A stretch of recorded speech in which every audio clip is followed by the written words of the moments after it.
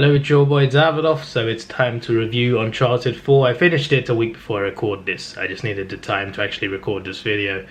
This game is the longest of the series, a lot longer. I think it takes just as long as the first two games combined. It's that long, but in a good way. You get a lot more Uncharted and a lot more fun. More frustration, of course, but like for me it wasn't as frustrating as the first game. Not even close, or even the third game. I enjoyed the third game too, but there was too many puzzles in that game. This game had a lot of puzzles as well, in fairness. It had a lot of puzzles, some of them confusing, some of them actually pretty straightforward, but yeah, the puzzles were quite good. Obviously it's a big part of this game, the puzzles, so I appreciate that, but I also prefer the other parts a lot more.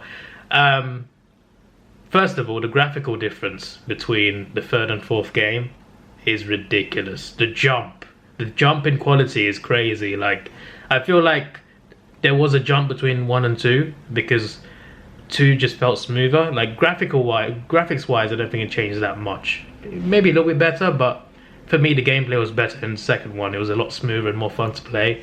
And the third one as well. For me, third and second one, it felt very similar. Like, I didn't feel that much of a difference aside from more puzzles and some things here and there.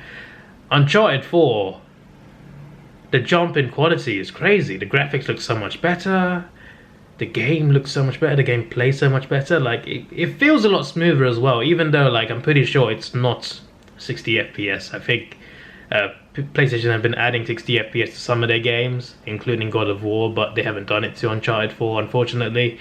So it's not 60 FPS or anything like that, but it still feels smooth. It still feels smoother than the previous 3 games easily, and that was great. That was great. I really liked the dynamics of it, the gameplay, the storyline was pretty interesting as well. But yeah, the graphical improvement just blew me away for sure. I also really smashed out this gameplay as well. Like the first 3 games, I was just doing like 2 hours at a time.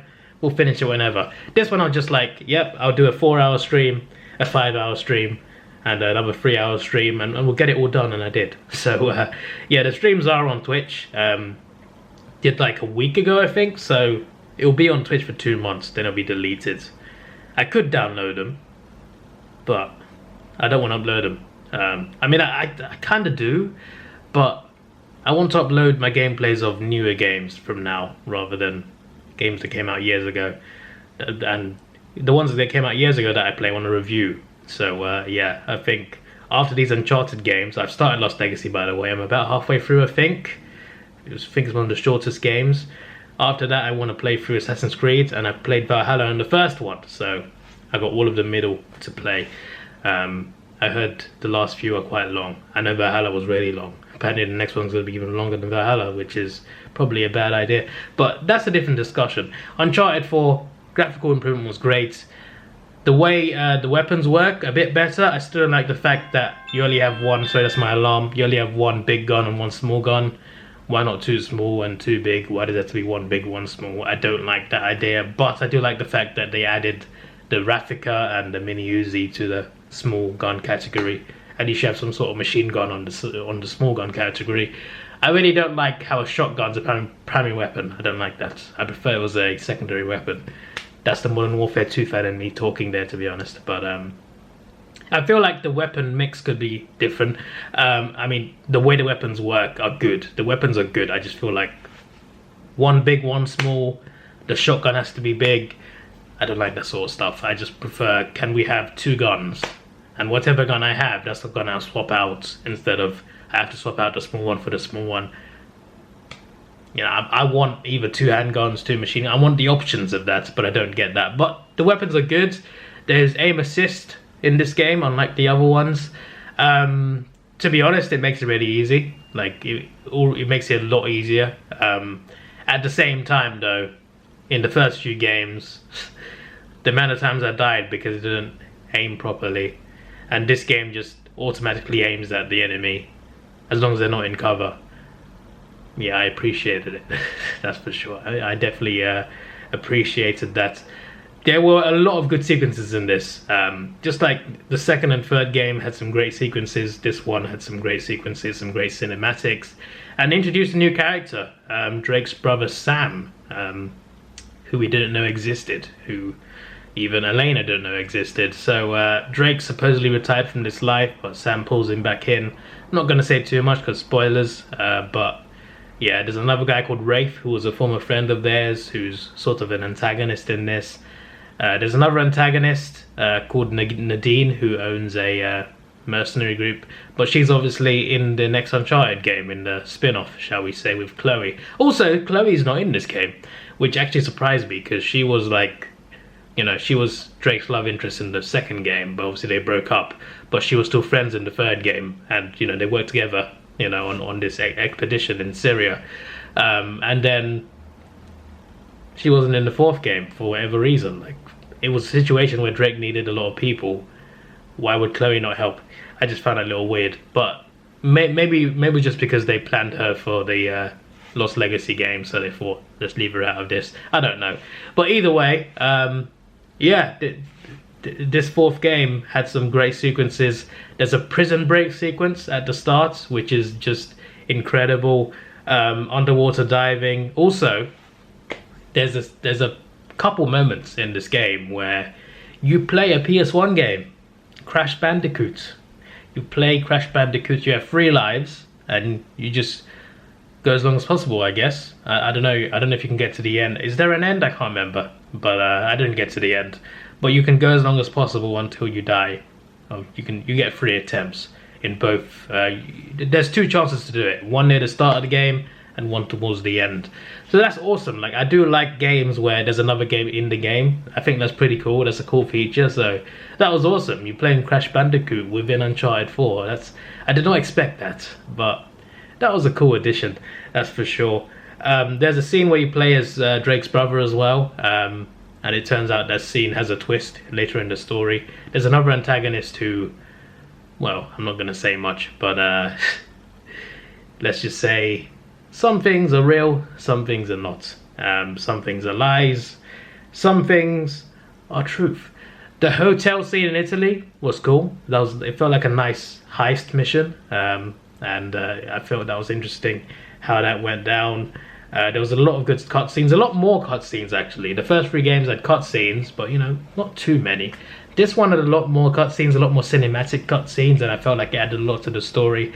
I feel like they have more elements from other games, it seems. I don't know what games I'm talking about specifically, but the way they did their cutscenes, along with the gameplay, like, and there were some parts of the games where you got to hold triangle, tap triangle, things that you didn't previously do in previous games. I felt was pretty cool, and I kind of got vibes from other games from doing that. Also, climbing, they added more like features to climbing, so there are some parts where you can't climb straight away, so you've got to get your climbing equipment. You got to jump up and stab it into the wall to properly like climb up onto the top.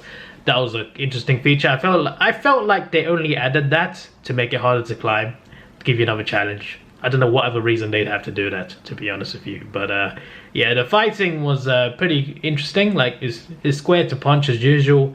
I think it was circle to dodge, and sometimes they get you in a headlock from behind. You just got to keep tapping triangle till you get out, or one of your friends will save you. When they got you in a headlock, if you don't break out, whoever's with you, if they are with you, they might not be, but if your brother's with you, he'll kick him off you. So I think that's cool. Although you got to kick out still, because he takes a while to get there, but still. I feel like the CPU helps a bit more in this game. I felt like the CPU is pretty useless in the first 3 games, no matter who it is. Their shooting's always terrible. You've got to end up taking everyone out. To be fair, I even got that in Lost Legacy, to be fair. There was one part in Lost Legacy where Nadine was shooting right next to a person, and she missed every shot. So I was just like, what are you doing, mate? But still, I feel like the CPU helps a lot more. Your friend helps a lot more when you're with your friend in this game. And Lost Legacy as well, which I will get to a review of when I finish that game, which might be quite soon. There's also a kind of like driving part of the game, like free roam in a way.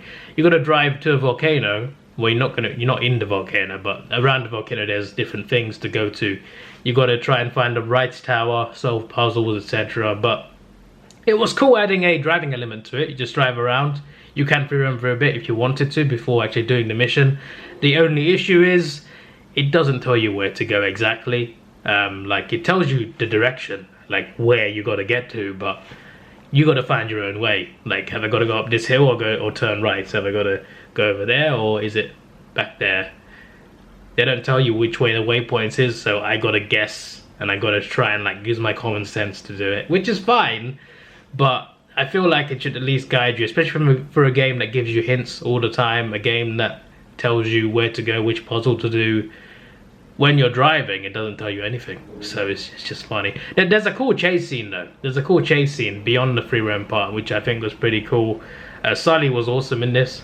Sully looks bloody awesome. He had drip. He definitely had drip. There were some emotional scenes as well with Elena for certain things. The Madagascar part was just crazy. That's where the chase scene was. That was ridiculous. And you get some interactions. When you walk around certain towns and cities, you get interactions with people and animals. You don't have to do it, but sometimes you walk past a person, it tells you to press triangle. You do, and you pet their cat. It's nothing that special, but I think it's quite cool that you can interact with people. Like, I guess, well, NPCs. You can interact with NPCs. I think that's something cool that they should add some more games, I think. Like in Spider-Man, the PS4 game, and also Miles Morales as well. You can go around and find people who want to high-five or handshake. I think that's cool. I think more games need to add that, even though it's not necessary. But I think it's a small detail that's pretty cool when it is in a game. So I think that's awesome. And there's other small things, like your controller vibrates when there's a phone call. You can answer your phone. I think that's pretty cool. You can't just go on your phone like GTA, but you know, when you're actually being called, you can answer it. So that's pretty cool. I won't lie, I did use a guide for the puzzles. I just wanted to play the game, and I didn't want to spend half an hour on each puzzle trying to be confused. So I didn't use a video, guys. I used a website, and it just tells you about what you have to do, what the purpose is. Made it a lot easier for me to actually do the puzzles. So I won't lie to you on that. That's the first time I've actually done that.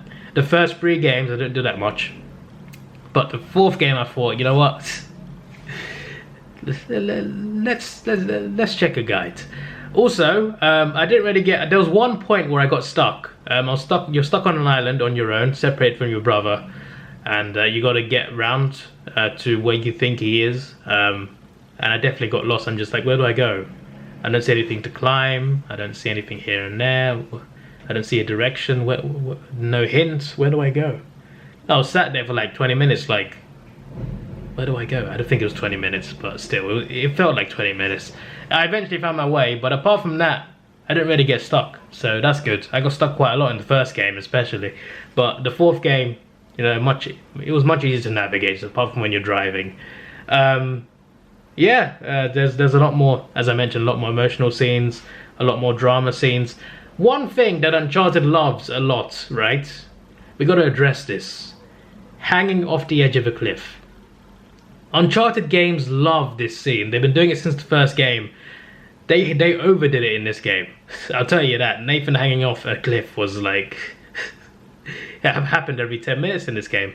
That's an exaggeration, but so was the hanging off a cliff in this whole franchise. It's crazy. Either Drake's hanging off on his own with one hand, or someone's holding his hand, so someone stopped him from falling and he's hanging off. They love that shot. They love that shot. So that shot, when they do the movie, that shot better be in there somewhere. I still don't understand why Tom Holland is Drake. I still don't understand. I played all 4 of Drake's storyline games now. Tom Holland's nothing like him. He's a good actor, sure, but I can't see him as Drake.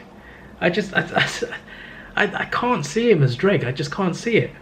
But yeah, also another thing to address is the convenience. There's a lot of convenience in this. There's always things that pop up. There's always a wheelie bin to push across so I can climb something. I just love how things are just there for you. It's actually really funny because there's no way you would get that lucky in real life, but it's just a game, so that's how it is. And also, this game was quite action-packed for the most part.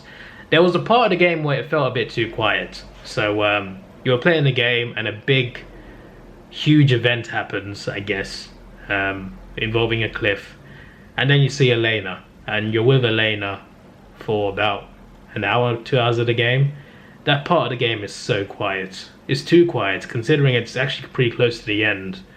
It's way too quiet. It felt like you played a climax, then like a very short, not short, but a very slow Elena part to it.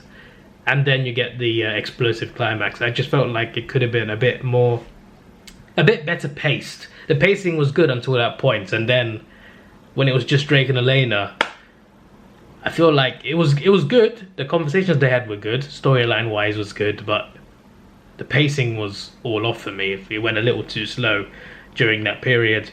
And yeah, there's a few good twists in it as well. And the boss fights at the end. It's a sword fight. It's pretty cool, you know. It's pretty cool. So you gotta like, so he does right attacks and left attacks. So you gotta press triangle or circle depending on which attack to avoid. And when there's an opening, you press square, and it goes on for a lot longer than I expected. Like I don't expect that boss fight to be that long, but I did it without dying, so that's good. So much better than the what was the guy's name in the bold guy's name in the second game? That guy, that guy was frustrating. But Rafe, well, I mean the boss fight in this game was pretty crazy, and at least I didn't die doing it constantly, so that's a big plus. That's about it, I think. I looked down at my notes just to see if I covered everything. I'm pretty sure that I did. I like the little things they added. I like the big things they added. The driving part could have more direction. I don't mean that in I don't intend a pun there, but definitely needs more direction would be great. But yeah, aside from one part, guys, I got stuck. It was pretty good. The story's great. The story's fantastic. That's the main thing I wanna, I wanna mention in these reviews, since it's a movie-related channel. And obviously, just like the other 3 games, playing these games feel like you're watching a movie, except you're controlling that movie. Even though it has a set outcome, it feels like you're controlling a movie, and it's just awesome. And this one felt most like a movie than ever. I mean, like a 12-hour movie, but still, it felt like an incredible movie that was just so good, and I really enjoyed it. So, yeah, great story, great cinematics, much better gameplay, graphics amazing. A few problems here and there. Added a few little things in. Good villain as well, probably the best villain of the series, at least in my opinion anyway. And yeah, even if you don't make another Uncharted game, this was an incredible finale to Drake's storyline. It was just fantastic. And I really hope the movie is as awesome, because if they can make a story this good out of the games, obviously movies are a lot shorter, but I think they've got good source material to pull from, and they can make a great Uncharted movie. But I'm still not sure about Tom Holland. But we'll see. I'm looking forward to it, at least. These games make me a bit more excited, but also a bit more pessimistic, because Tom Holland is playing him. But hopefully he proves me wrong. This is your boy Davidoff. Please like, share, subscribe. Thanks for watching. Have a good day, and see ya.